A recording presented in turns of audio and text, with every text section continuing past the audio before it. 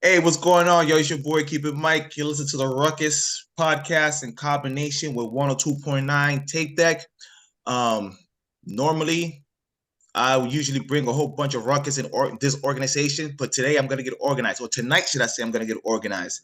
Um, Last year, I posted a video on my social media in regards to all the situations that's going on in Cuba, and I've been going like extra hard, like I've never been before. And I posted a video in regards a city councilman who went to Cuba and he discussed that he went to a museum called the Denouncement Museum. And in the Denouncement Museum, he talked about him going to Cuba, this museum, and it was a section that they had involving the Peter Pan kids. And basically, in this museum, they said that the United States government kidnapped all these Peter Pan kids against the parents' will, and pretty much they had a situation where their parents couldn't get in. Long story short, it was one big lie. But when I post that video up, it caused a stir, particularly in the Cuban community. And one particular lady, she decided to express herself, voice her concern because not only did it affected her personally, she's one of the Peter Pan kids. And I have her here. I have her here in the house with her lovely daughter. Can y'all introduce yourself, please? Go first, Mom. I'm Gigi. This is my mom, Laura. Hello, Gigi. Hello, Laura. Thank you again for coming to the show. Um, Originally, I had a couple of Peter Pan kids that you know, they were in talks to try to come to the show, but they couldn't because either scheduling or just because it was just too close to home. But they were able to share their stories towards me, so I will speak on their behalf. So, Laura, thank you, and greatly appreciate it. And I'm glad you could tell us your story. So, first and foremost, we know you're from Cuba, correct? Let's get that out the way. Yes. Yes, Cubana to the I was fullest. in Cuba and I came when I was 13 years old. Now, And can you tell us the story, the premises, and what led to you coming to Cuba? well, first, I think like most of Cuba, my parents were working towards getting Castro to take over because of everything that had gone on, all the lies, all this stuff that was going on. So I grew up under a revolution, and I remember the pamphlets to be distributed under my bed. I remember waiting for my uncles to get home before we went to sleep because everybody was worried about what could happen to them. And then Castro came over, and uh, I remember when Castro got to Havana. My father, who had been working with the revolution and sent everybody to the Escambray or Sierra Maestra, whatever they wanted to go fight. He made it possible for them. And my father was in front of the TV, and I remember that so clearly that it could have been this morning. I was coming out of the kitchen, and Castro was giving his glorious speech in La Plaza Jose Marti, because that's the name, and I refused to call it anything else. Mhm. And he jumped. He jumped from the chair, and he put his hands on his head, and he said, "Olga, hemos hecho es comunista." So that was his thing. What have we done? He's a communist from the first speech. So my father was immediately aware of what was going to happen. And for a couple of years, he was in the underground working, trying to find a way out of getting rid of this new regime that was just proving to be exactly what he thought. And then, they started first. The first thing that Castro did that affected me was that he made all the schools public. I had always gone to private schools. So to me, it was a big adventure, you know. Oh my God, you know, all these new things, these notebooks made out of, I don't know, the paper they wrapped meat in, something like that. And, you know, paying $1 for cookies and 1 cent for cookies. And, you know, to me, that was a big adventure. So in my ignorance, I thought, oh, this is all great. And then it got very serious. And I knew that it wasn't good. And I started reading. I learned how to read when I was 3 years old. So I was an avid reader. And I was finding out about what was happening. My father had connections, and he knew that the next step was to make sure that the government had control of the children. And so when this program, when he heard about this project, the Peter Pan project, that we didn't know the name, of course. We had a neighbor, an American citizen that lived in Cuba. He worked in the embassy. And my father made sure that we could get space and get the proper papers. The Peter Pan project was started, and I want you to know this. I didn't know this till Monsignor Walsh died, I don't know, maybe 25 years ago, or maybe a little more. I don't remember exactly.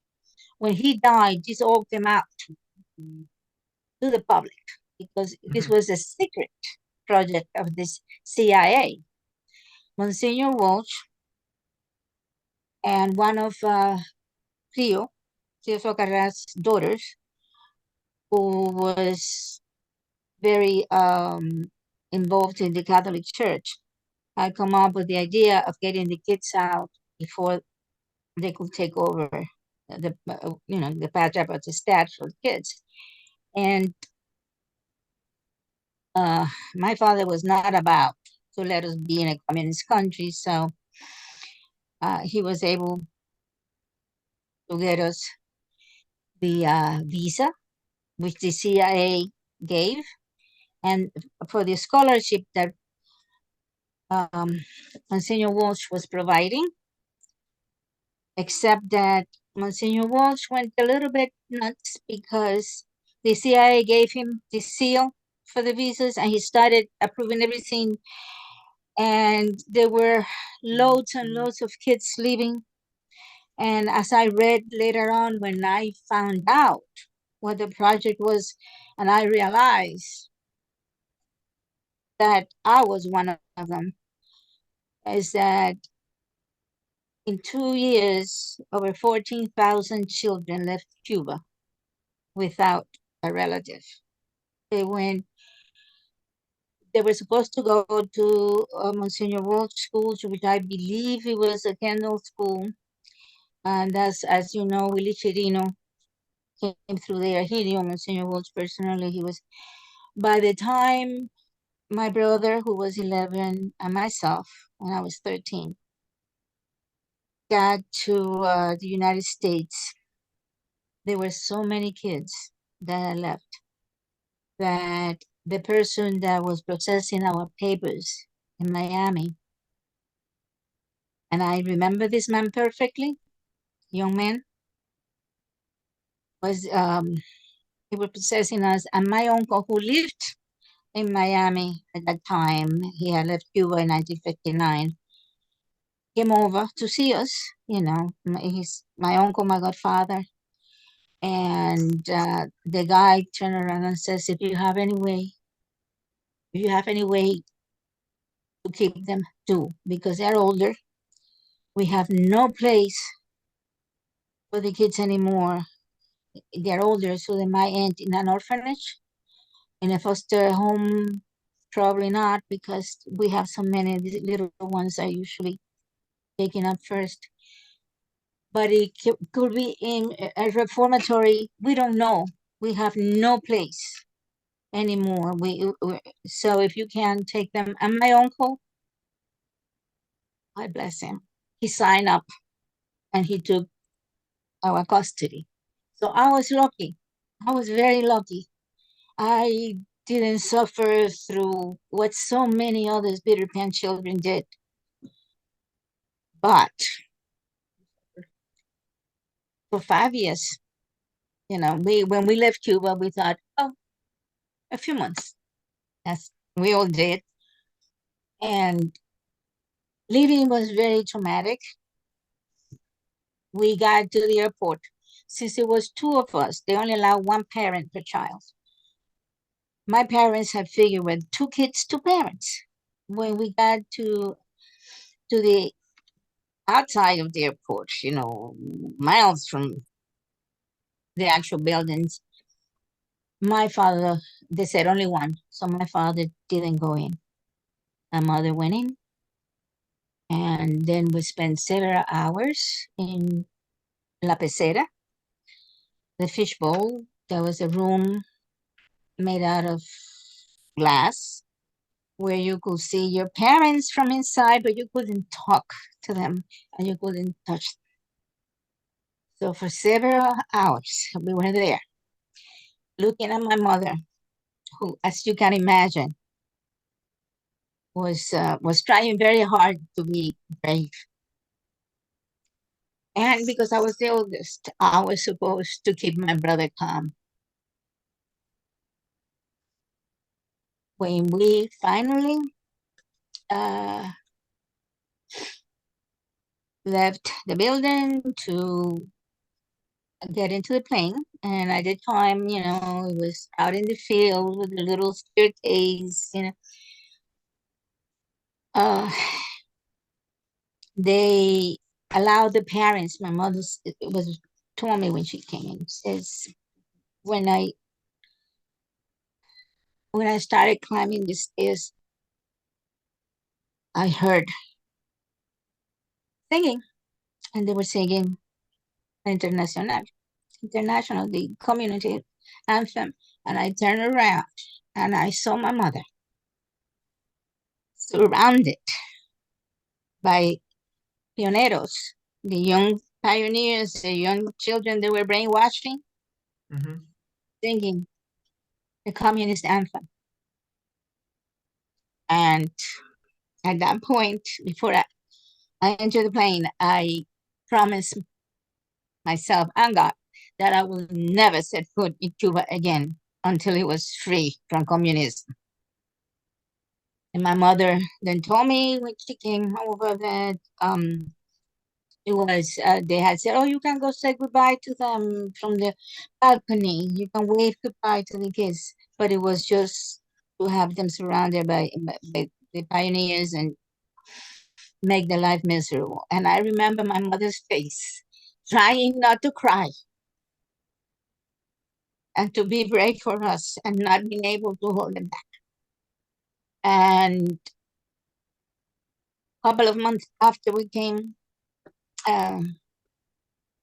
Cuba and the United States broke relations. And therefore, I didn't know when I would see my parents. 5 years later, during the Johnson administration, the Freedom Flights opened up, which was a program that President Johnson had put in place to reunite families. It didn't last long, as you know, they let you go and then they shut the exit. So I was 13 when I last saw my parents in Cuba, and I was 18 when I saw them again. And I was one of the lucky ones because they were able to get out. So at this time, at 18, I became head of household. So that is my story in a nutshell. Wow, that is. I'm getting emotional here, holding back tears of my damn self. Give me 1 second. I should get water, but this will do. First and foremost, you are a very courageous woman. And again, I thank you for coming to my platform to share your story. Um, so just backtrack for a second. So it took you 5 years to reunite with your parents. It's 4 or 5 years after all that. This is what amazed me. So I want to backtrack on a couple of things because I was supposed to have a lady to come to my show, and that same emotion that I'm having with you right now, I have it like right near me. And we talked about it for weeks, and literally like 3 days before, she's like, I can't do this. I can't do it. And then she told me her story, and she started like getting really emotional, and she started shaking, and she just started trembling, and she just like had to get her medication because it wasn't it's just too deep, and it was too deep for her to tell the story. But she was able to share. It was something similar to you. It was her and her brother. I don't recall if I want to say it. Jeez, I should have wrote this down and recorded it, but I think I want to say it was the same thing that happened to you guys. They came, and then I think it took like 4 years or 5 years to reunite with her parents. It was like a real long, long time to get them together. And I think they scattered to different states because once they had them in Florida, they were like, all right, we don't know where to put these kids or a different orphanage, or if you're lucky, you had a family member. I'll ask her again, but it was the same trial and tribulation she went through. And she lives now in Massachusetts. So another reason why she wanted to keep herself anonymous is because she fought a lot for the anti-communist. She ended up getting a job here in the States, and she ended up having a job within the government. So she ended up helping the second wave, Los Margaritos. They came over here in the 80s. So she helped them, place them to different homes, helped them get jobs once they came to Massachusetts. But she was always going at war because it was like these professors, some of these influencers going to Cuba, buying their propaganda and coming up here. And she was like screaming at these people, like literally screaming and cursing them out because she went to UMass and Amherst, and it's her fighting with, professors that think they know everything, yet politicians, these hippies that just want to hug people and give you flowers, and they just think that everybody should be equal, which is BS. And it got so bad she ended up getting fired from her job. And she told me that like her talking so much got her in trouble in Massachusetts, in the United States of America. It's a battle that we have fought all these years, and people don't realize that. The Cubans in Cuba don't realize it. The Cubans here that are getting here now, they don't understand that, but we've never stopped. I was in Hungary and in a pilgrimage, and when we had some free time, we were in this city, and it was Hungary or Yugoslavia. I think it was Yugoslavia. And they had this parade, communist parade, although they were no longer on the communist reign, but it was recent, so they were still the youth, they had. Yeah. And I spit at them, and my husband, who's not Cuban, was like, oh, "What are you doing?" But it just I couldn't hit them because, but all I could do was spit at them, and I did, because whenever I see the communist symbol or anything related, it hits. It hits. It's triggering. It's triggering. And what's insane about it here? I mean, I live in Massachusetts. What's insane here? You got a lot of these like low-level politicians that are speaking in our behalf. That's as far as this gets upset. You got people that are Haitian, Dominican. They're not from our country, and they're telling us what's going on in our country that where we left. And this guy who posted a thing, I could bet money on this, but I know he's a black guy. He represents the queer community, but something tells me he has a Shay shirt or a Shay poster somewhere in his house, and he thinks that represent him not knowing his man history, that he hated black people and he hated gay people. And he, and if you go to his social media, he's over here marching, protesting for whatever you want to fight for, and he thinks he's some sort of revolutionary guy. and dismiss everything that's going on. I mean, I'll say he's a useful idiot. I hope he hears it right now. He's a useful idiot. But these are the people that we're combating with in Massachusetts, and it's harder here because we got like the real higher up schools. We have Harvard, we have MIT, we have UMass. So we know for a fact we got the regime here in the States, feeding influence. And I mean, just 2-3 days ago, we just found out we had the regime here at some library promoting this documentary called The War with Cuba.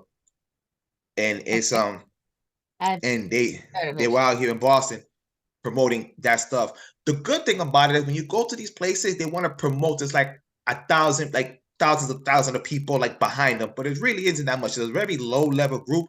But if they could sell you the thing that we have everybody with us, then they're doing a good job. So if they're still selling you the lie, the good news is now nobody's not believing the lie, only themselves. So that's the thing. And one of the things that we done, I will say this: after July 11th, we're picking up the fight harder than we had before. Just the fact that my mother seen me be so active more than she was before, and she became active all over again because she had a lot of energy when she was younger. But you hit a certain age, you have to pay bills, you got responsibility, you don't got kids, you just like throw your hands in the air and say whatever happens. But now you got people like myself, we got Gigi, we got people in New York, we got people in Boston. We're picking up where you guys left off. So just the fact I have people like yourself and even my mother, that the oldest else was telling us like we're so proud of you guys, that you guys are just doing awareness. You're going to the protests, you're going to social media, you're talking to everybody, because now everybody's asking me questions more than ever before. And I don't want to act like I'm the expert or I have all the answers, but with the little that I have, with my podcast or even with the radio station that I have in Boston, now my boss is asking questions. Before, you had people that were not from Cuba because, again, they became the experts. I went to war with a Jamaican lady, defending Castro, saying, and she was very arrogant, saying he had to do what he had to do. I'm like, if you don't sit your reggae ass sitting and dance, sit down. This ain't for you. And I had like another Dominican guy, talking about he did some good things, and I'm like, Trujillo did some good things too. And then once I mentioned Trujillo, he got triggered. Now he got mad. Now he's the one. It was a back and forth kind of thing. So it's again, I think maybe because we're in a new wave right now, and I try to keep active of what's going on in the island. Maybe I might be a little bit optimistic, but I feel it more than ever. I think sooner or later it will fall. And I had a professor on my podcast, and he told me a joke. He told me, "Oh, they know it's a failed country and it's a failed state, and it's about to shut down." The thing is, the world hasn't gotten the memo yet, so we know it's gonna go down, but the world hasn't known yet. We're just waiting for them to say, "You know what? We're tired. You guys won." So that's the thing. The thing that's scary, not scary. The thing that gets annoying, they're still doing sneaky stuff to try to like feed the agenda, and they do it really, really quiet. But what you do is like, when you find these people, you expose them, and they're not as loud as they used to be. Like the guy you have in New York, the Dominican guy, what's his name, Manolo? He's not as loud as he was. He's not as loud as he was like a year ago. He's very low down. But again, another non-Cuban. Non-Cuban. He's Dominican. And mommy always told us we were little. Mommy always told us the truth about where she came from, how she came. She never hid anything. And mommy said, you better know where you come from before somebody tells it to you. And that's the problem. People want to tell us how Cuba is when they're not Cuban. I lived in Washington Heights for 25 years. Now, when the Dominicans started coming in droves, and they all thought that Castro was wonderful. And it so happens that I used to do simultaneous translation at public meetings for the school board. Mm-hmm. And you worked at the school board in New York? Yeah. Oh, I'm sorry. Jeez, I'm sorry. That must have been hell. I'm sorry. Oh, she did translate the meetings. You work for a school. I'm sorry. Yeah. Little hooligans. Well, I had to translate the parents. About, I got my earphones, a little microphone, and the parents got the earphones, and I spoke over. I had to do it simultaneously as the meeting proceeded, and then if the parents were going to speak to the board, then I had to get up the microphone and translate for the board. But at that time, there were a few people trying to become important, and they are right now politicians that have been elected, and they were communists from the beginning. Sometimes they will take us home, the people that worked, and I could hear all the conversations. So I knew who was a communist who was going to Cuba, and even though it was prohibited at the time. Okay, and that's, I'm talking because I stopped working for the Cold War 30 years ago, and it did, and you talk and they don't believe you. You're They all don't. making it up. Well, my family is there, and it just happened. But one thing is that we should do is, like Gigi said, Gigi's my youngest. I have four. One lives in South Carolina now, but when she was young, and I took them with me to the protest in their strollers. When I got married to an on Cuba, he had to go to the protest with me. As he should. As he should. And I remember even before I married my husband, was my second marriage. My first husband is dead. Gigi was just months old. We had a protest in front of the United Nations, and there was a transit strike. I got it right up there with my mother, and then she left about 9 o'clock at night. Somebody offered her a ride. I said, go home. I stayed all night long in front of the United Nations. And then I walked from the United Nations to Washington Heights because there was no transportation. Oh. The trains wasn't, no trains at the time? There was no trains, no buses. Transit strike. They're on strike. Transit strike. Gotcha. Okay.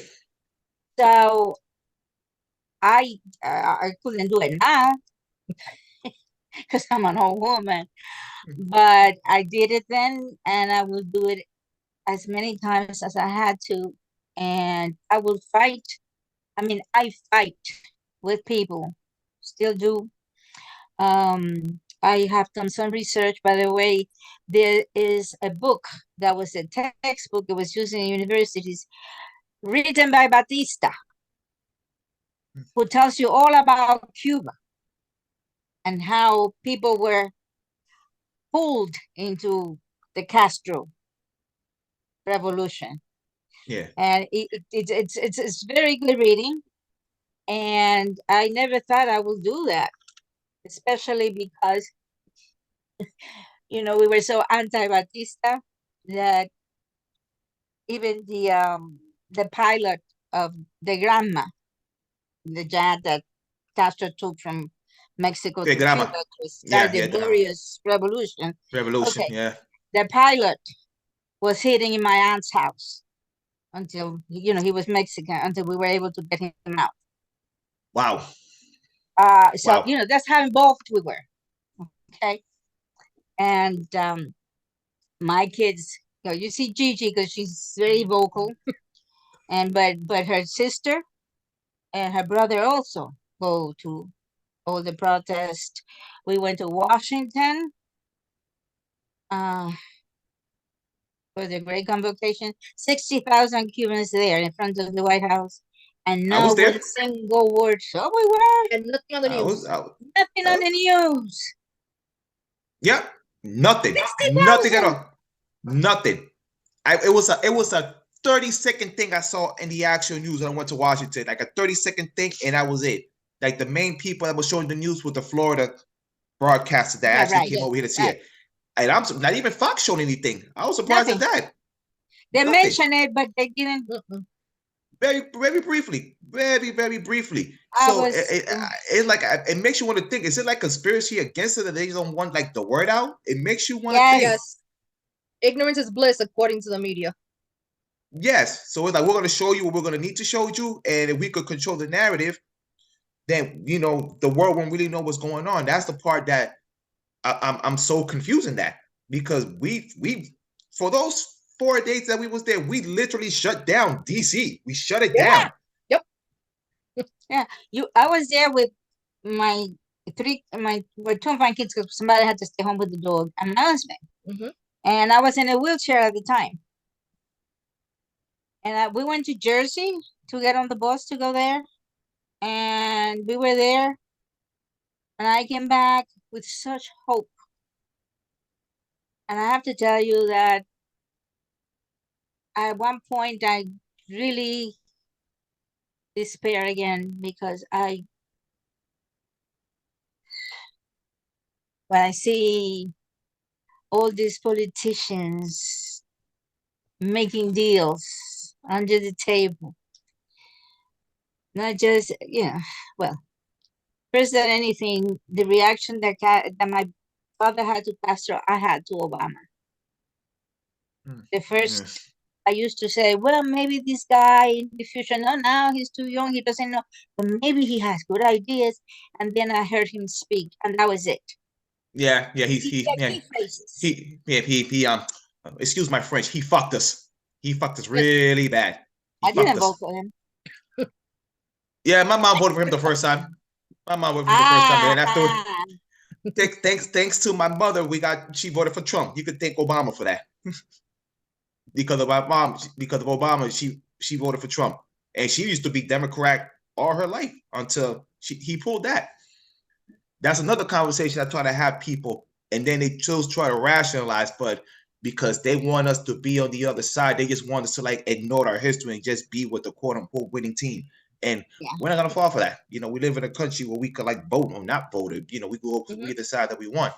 So and it was funny because like my whole family voted for Trump except for me, and I guess they had a meeting and they listen, I'm still Democrat to an extent, but I'm not that much of a Democrat. I believe in democracy, but I'm not a Democrat. Look, you know what? Blame my mother. They were all Democrats first. They told me vote blue no matter who, and then they voted red and didn't tell me anything about it. I didn't know until like a week later. They lied to me. They had a secret meeting. No one told me about it. And that's how it became yet.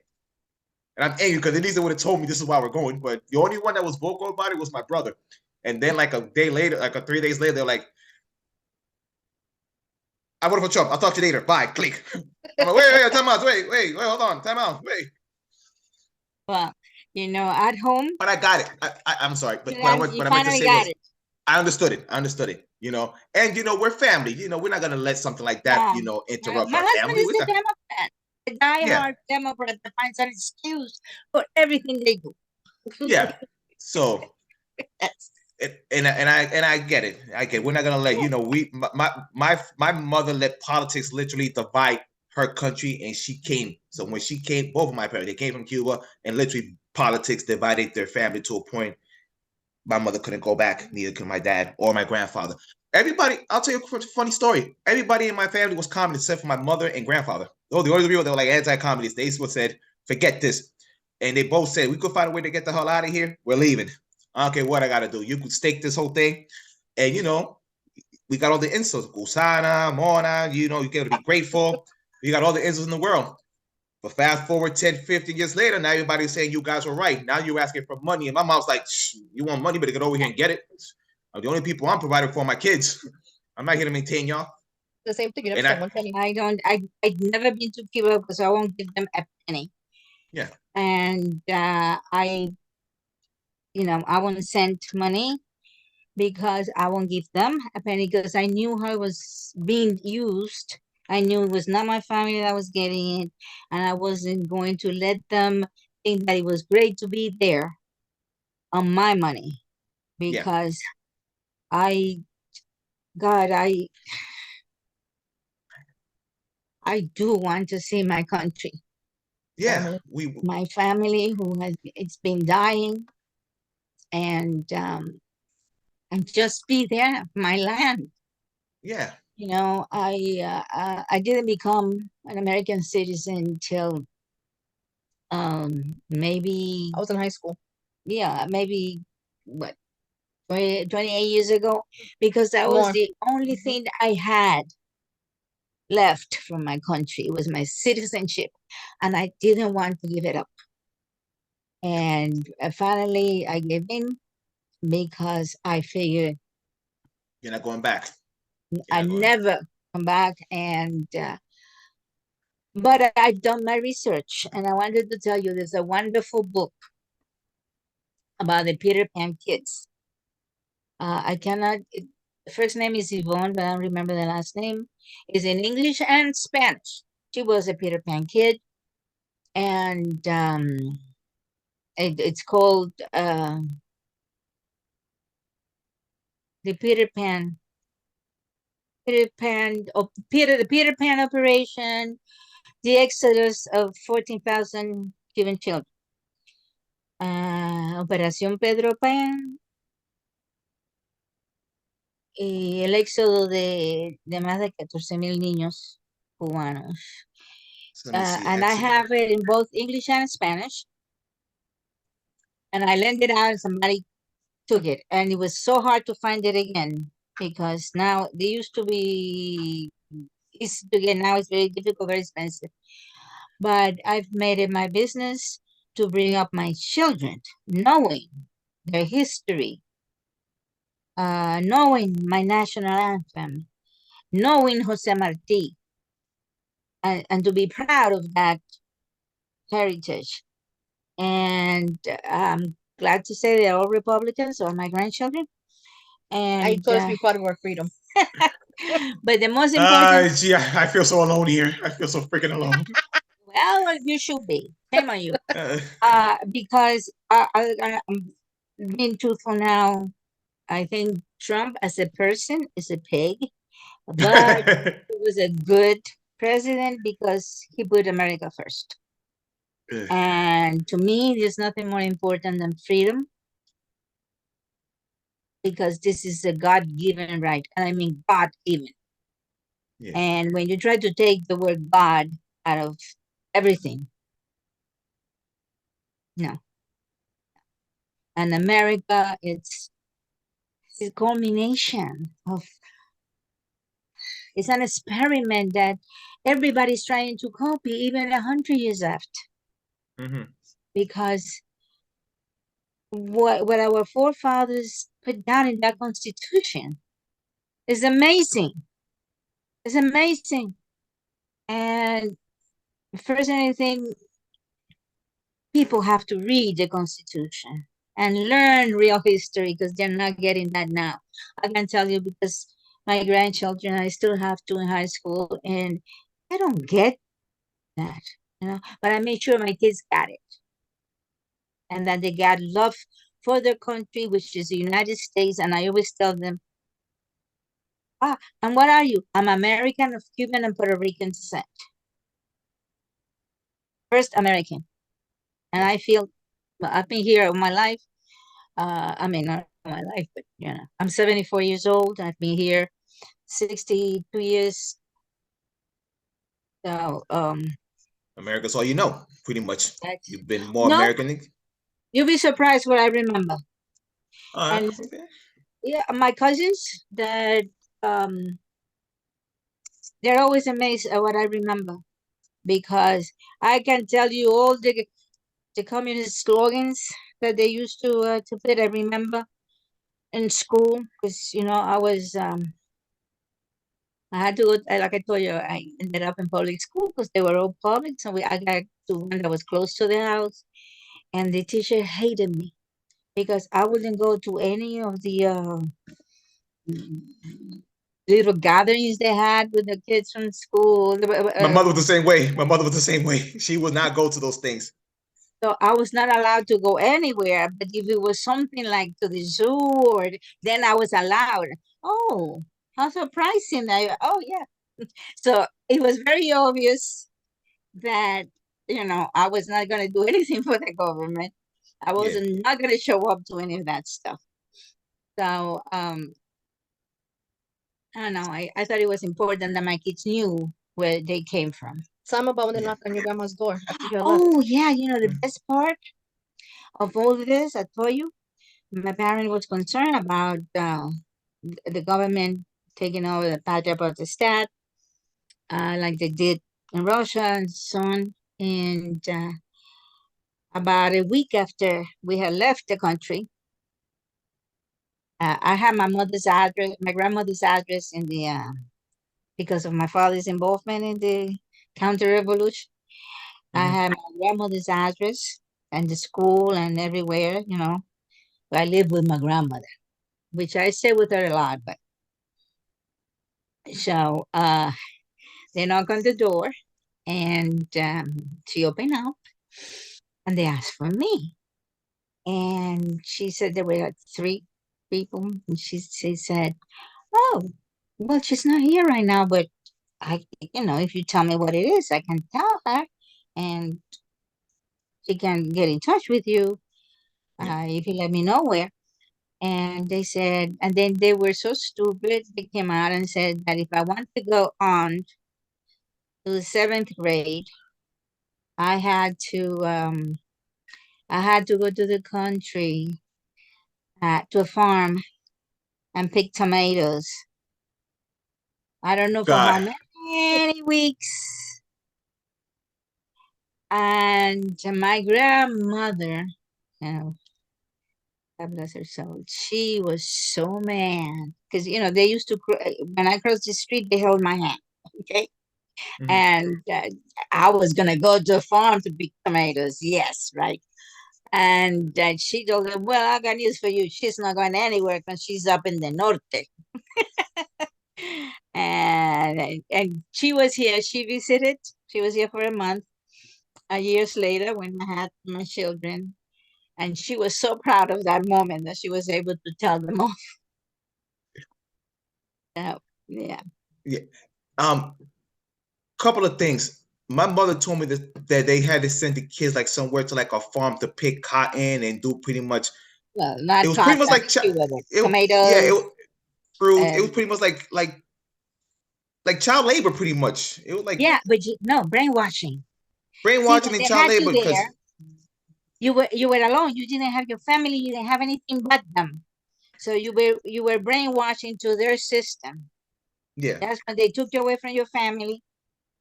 And I saw the brainwashing in my uncle.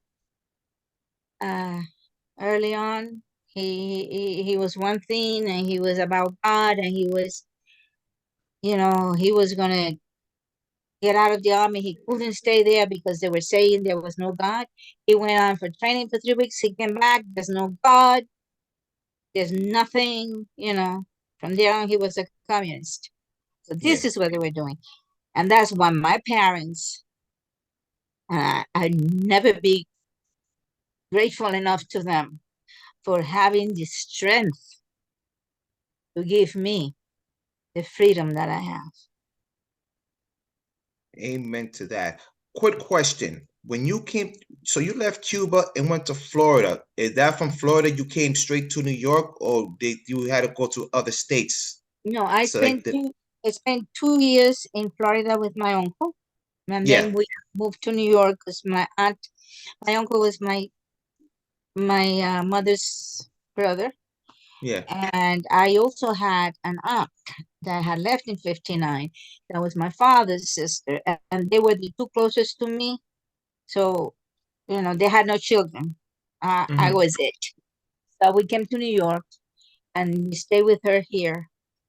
My uncle stayed here a little bit, and then he went up to California. I think he had a job there.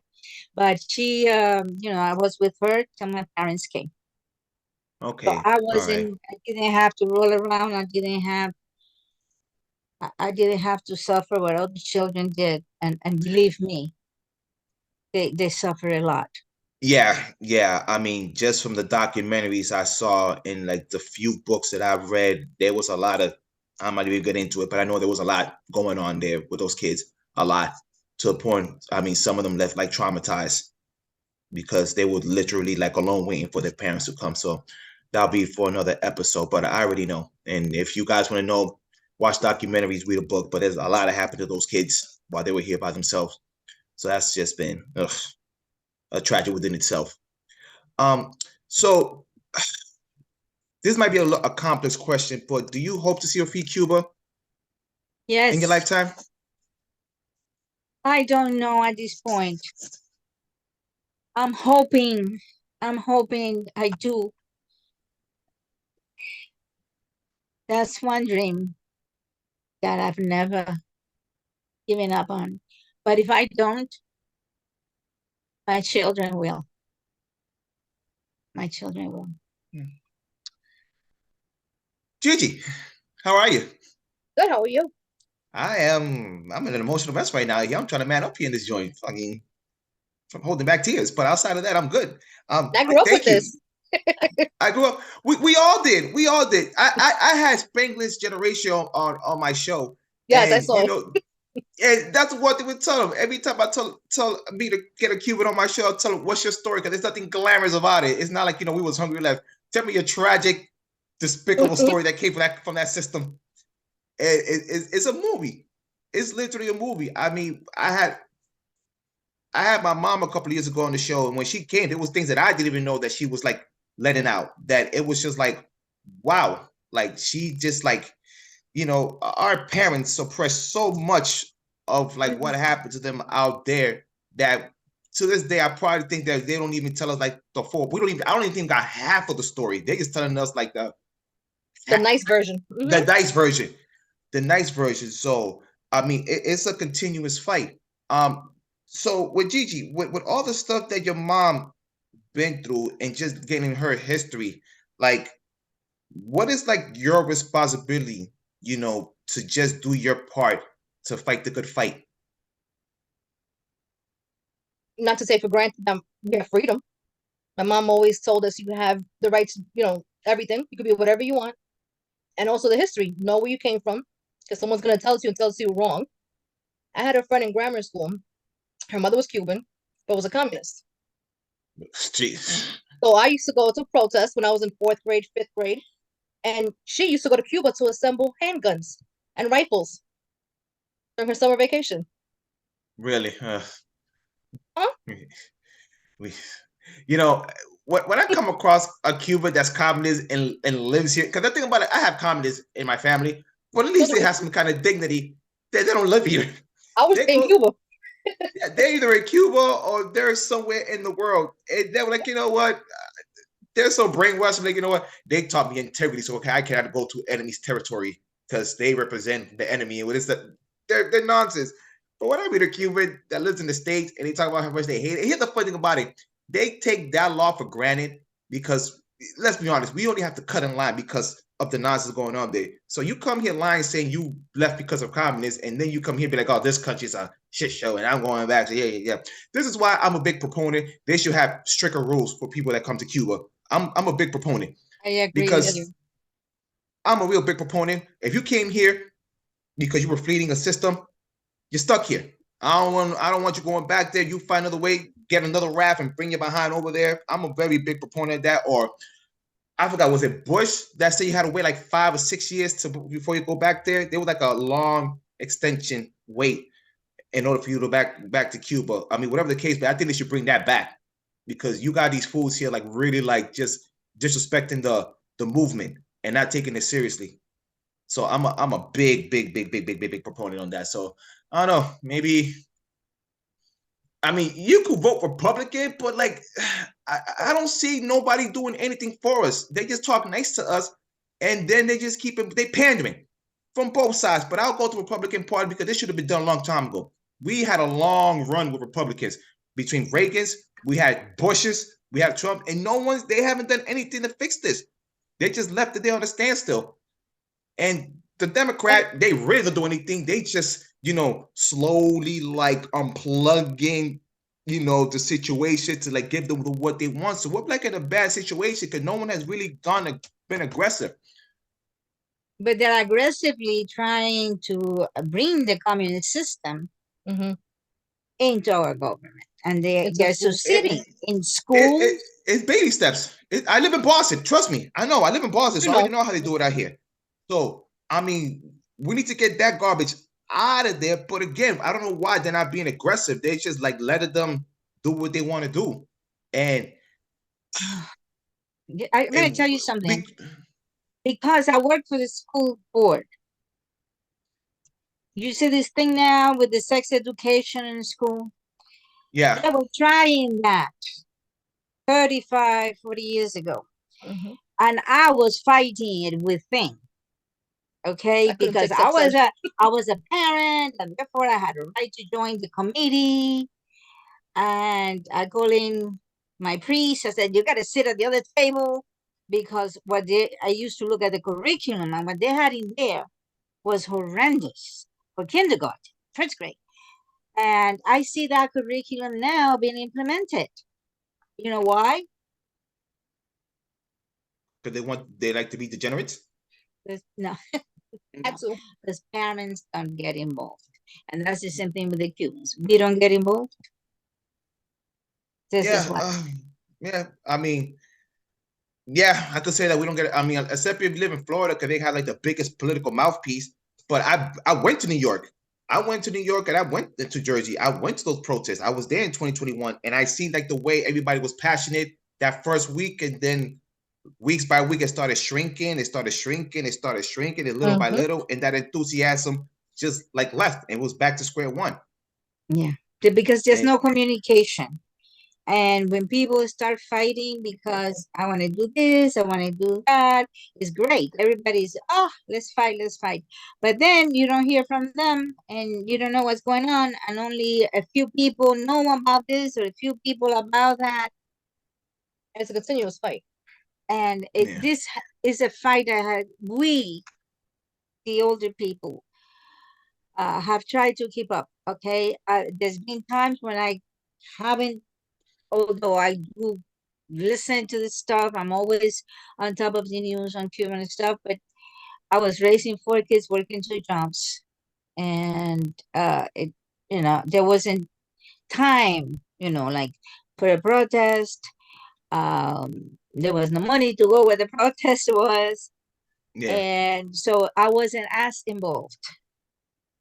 But if somebody said we need this or that, or we need to sign letters, or we have to, I will try to do my best because I am not going to give up. And she knows, I've told her exactly when I die what I want. Okay. Sin patria, pero sin amo, José Martí. That's right, Wow. because I have my Cuban flag with me. Amen to that. Amen to that. Wow. So wow. I guess I've asked everything that I want to say. First and foremost, I want to say thank you for being so courageous and telling your story. I know it's not easy trying to go back to your past. I know there's a lot of trauma, a lot of tragedy, and a lot of sadness. But what I'm trying to do on my platform is try to get our story put together. So anything that I could do to help the cause, whether it's, I get a call from my people in New York to help out with a cause, or whether I have to go to Washington, because I'm spending my own money in this, trust me, and this shit ain't cheap. So whether I have to buy a laptop with a good mic, yeah, it's freaking expensive. Hotel money is not cheap. So, but I know I'm trying to put my heart into the right place to help the community and try to bring that awareness and do my part. So whether it's, I have to go to a protest, use my platform, go to my radio station, use my TV show. I don't care if it's 10,000 people watching or 50 people watching or even 5 people watching me. As long as they're asking questions, we could tell them the truth on what's going on, whether it's the first wave, the second wave with the Maritos and the Basalitos, the Peter Pan kids, and even the exaggerated number we've been having of Cubans coming here in the exile. I want to tell our story because, like I said earlier on, it's get very frustrating when you got people that are not us telling our story. And one thing that my mother told me, the one thing that the dictator is scared of is the internet, because this thing that we have called the internet was able to break everything out of here. And now all rules are broken, and now we could really dictate what's going on and tell the real story. They could control the internet in Cuba, where they can't control the world. So again, I want to thank you for your story, Gigi. Thousands of kisses. Thank you for making this happen. And Anytime. and if again, if I could have you again on the show, we'll tell more stories, and hopefully this time around I get what I'm trying to have is have like the Peter Pan community to tell their stories. Hopefully it won't be too traumatizing. It won't be too sad. I know it's an emotional thing, and I know it takes a lot.